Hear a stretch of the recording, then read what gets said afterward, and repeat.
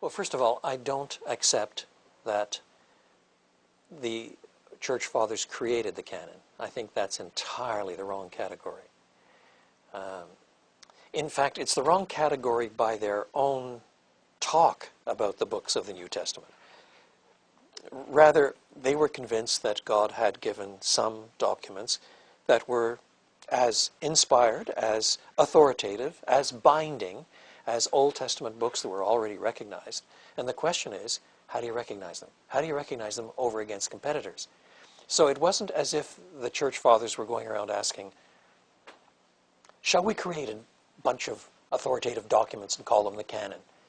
Rather, they were asking, granted that God has given us certain materials that we all recognize, what is the limit of those materials? And they developed certain criteria.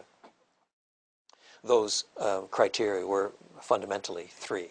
The first was, is the material apostolic? Now, by that they didn't necessarily mean it had to be written by an apostle, one of those first designated by Jesus, but it either had to be written by an apostle or be associated with an apostle in some sense, within a full generation.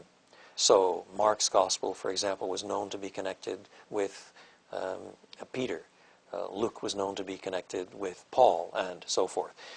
But they were trying to preserve the central place of the first witnesses who were in living contact with Jesus himself, rather than allowing a long succession of later narratives to come on board. So when you start dealing with the Gospel of Peter and this sort of thing, a second century document without any living connection with Peter, long beyond the time of the apostolic period. One of the reasons why it's not accepted is because it doesn't meet the first criterion. And then second, the question was always raised, has this always been universally recognized throughout the church? That is to say, is it just some sort of local thing that's been built up by some sort of aberrant group in Egypt, let's say, or in Babylon? Or is it instead something that is massively accepted by the whole church? And you have to recognize that sometimes some documents took a little longer to be accepted in other places. They recognize that too. But that was an important criterion too, so that it was not just a parochial judgment. And then third, they wanted to ask, is this in line with the gospel that we have understood, with what has already been passed down in the documents that are already accepted, in the teachings that the first apostles recognized? Is this something that is in line with that, or is it different?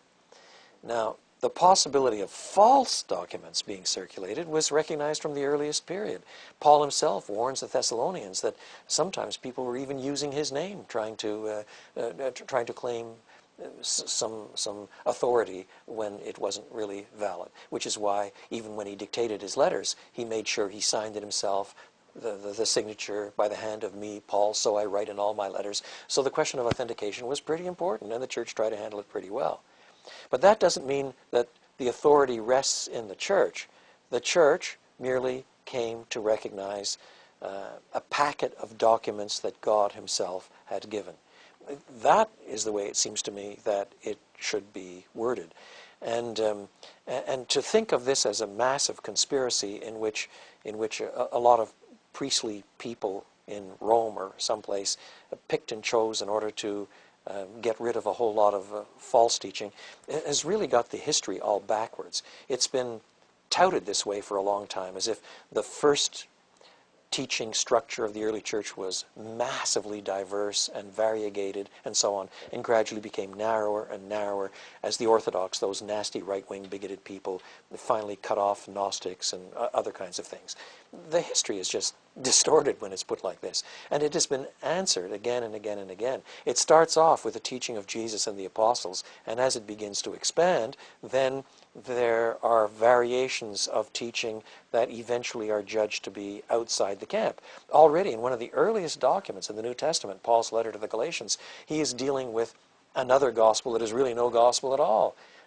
That's because there was already an accepted gospel, and now something is distorting it, and he begins to challenge it. And as the challenges become more and more and more diverse, you get into the second and third centuries, and you begin to see claims of things that are very far removed from what you find in the New Testament. If somebody doubts this, all they really have to do is compare, let's say, the Gospel of Peter with the Gospel of Mark. I'd strongly suggest that people read the two documents and see if they sound alike, if they're talking about the same things, if they're heading in the same direction. And you quickly see that that's not the case. I think there's one other thing that needs to be said. We speak today of the Gospel of Matthew, the Gospel of Mark, the Gospel of Luke, the Gospel of John.